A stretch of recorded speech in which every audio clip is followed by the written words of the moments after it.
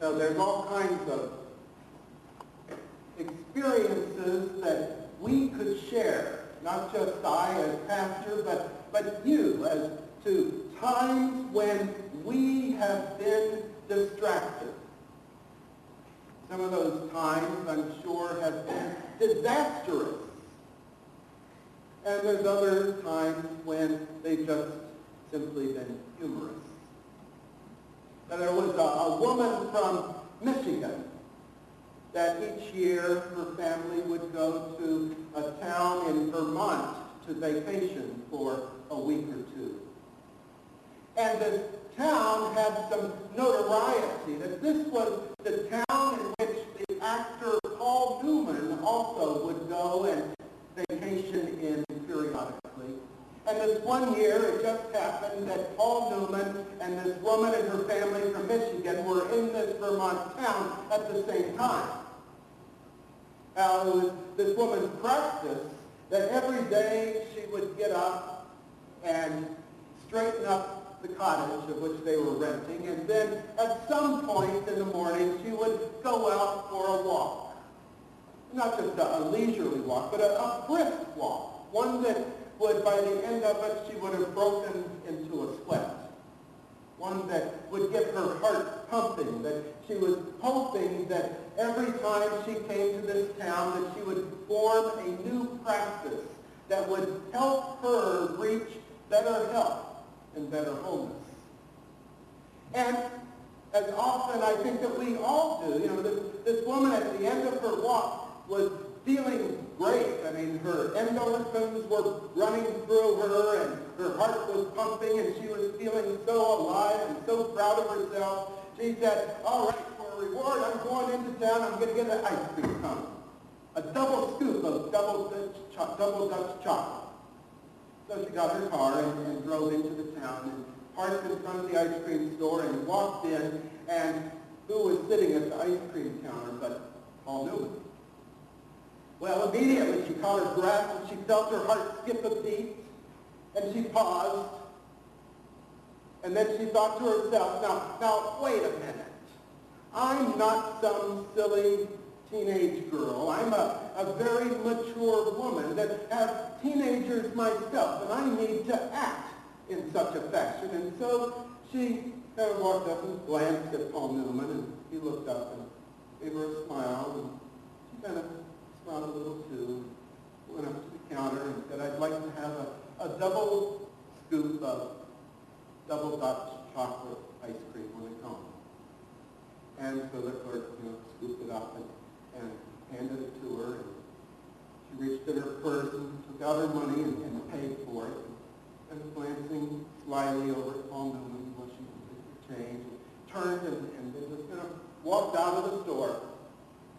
She got to the car, and before she reached for her keys to open it, she realized the ice cream cone wasn't in her hand. Oh my gosh, and all my nervousness of having Paul Newman there, I guess I must have just left that ice cream cone there with the clerk.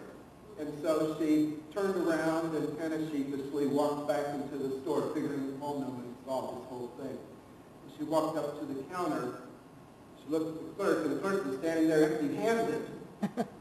And she glanced at Paul Newman, and Paul Newman gave a smile and said, look in your purse.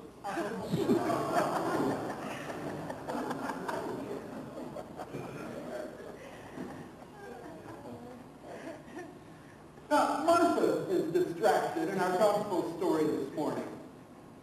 She has met Jesus, and whether she knew him before or if this is the first encounter, it really isn't that important. What is important is the fact that here she is, she meets this man and invites him into her house. Now, I'm sure that the gossip began immediately as Jesus and the disciples walked into her house. In ancient Israel, women first were second or third class citizens, and they never approached a man, at least a strange man, a man whom they had not known, that the man would need to make the approach first. And And a woman would never invite a man into her home or a group of men into her home. And yet, Martha steps beyond those boundaries of social mores and does exactly that. She invites Jesus and his entourage, his disciples, into her home. Now, there's some debate, as to, who this Martha is and her sister Mary. Many say, well, this is the two sisters of Lazarus, and it could very well be. But in this story of Luke, we hear no mention of Lazarus. So if this is the same family, then Lazarus apparently is out of town, maybe on business. But for whatever the reason, we hear only of Martha and Mary, these two women, and chances are, from what is not said, these are spinster women. They may not be old, they may only be in their 20s, but they don't have husbands, and that makes them spinsters. That makes them third or fourth or fifth class citizens, because in Israel, the woman needed a man to make anything of her and the family. And so we have Martha and Mary in this house, and you have all these men that are not necessarily milling about, but, they're probably looking for a place to sit down, and Martha has gone, and she's starting the preparations of heating up the soup and making the salad and putting the roast in the oven and making sure there's a cake or some kind of dessert, and that the bread is there, and there's a bowl of fruit, and maybe some snacks for an appetizer. And meanwhile, she's making sure that things are put away, that everything is clean and in order. And as she's doing this and mopping her brow in the whole process, she turns and sees her sister sitting at the feet of Jesus, listening to him. Now, when have we felt anger and indignation from either a sibling or a spouse or even a co-worker in which we have done the work and we look and we see nothing being done by the other?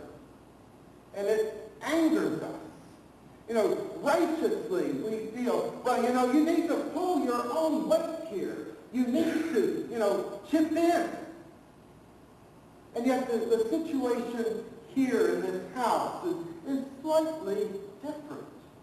Actually, more than slightly, it's significantly different. We have Jesus in the household. Now, where would we be? Say Jesus is walking down the road and we encounter him. First response I would hope is, Jesus, come into my home. And we would invite Jesus in, and Jesus would sit, and hopefully we would be attentive to him, wanting to make sure he's comfortable, that his needs are cared for, but even more importantly, to hear what he has to say. And this is exactly what Mary has done. And Martha approaches Jesus and says, now, hey, Lord, I need your help here for a minute. My lazy sister is sitting down there, and she's not helping out with anything. You need to call her to task and set her on the right path here to get things done. And Jesus calmly says, Martha, Martha, chill. Chill. Mary has chosen the better part. She is more in tune right now. Now, this doesn't mean that, this is what we as disciples are called to do. Because last week, although it wasn't the focus scripture, we had the story of the Good Samaritan. And Jesus concludes that story by saying, go and do likewise. And so one week we hear the story of go and do, and the next week we hear a story of sit and listen. And we'd say, well, those two are rather incongruent with each other. And yet, as Ecclesiastes says, there's a time under the sun for everything. There's a time to do, and there's a time to sit and listen. much in the same way that D. Miller came up and made the announcement of the food bank. You know, the second Tuesday of every month is the time to do under the season. And Sunday morning from 9:30 to 10:30, it's time to sit and listen and then sing joyously to proclaim our love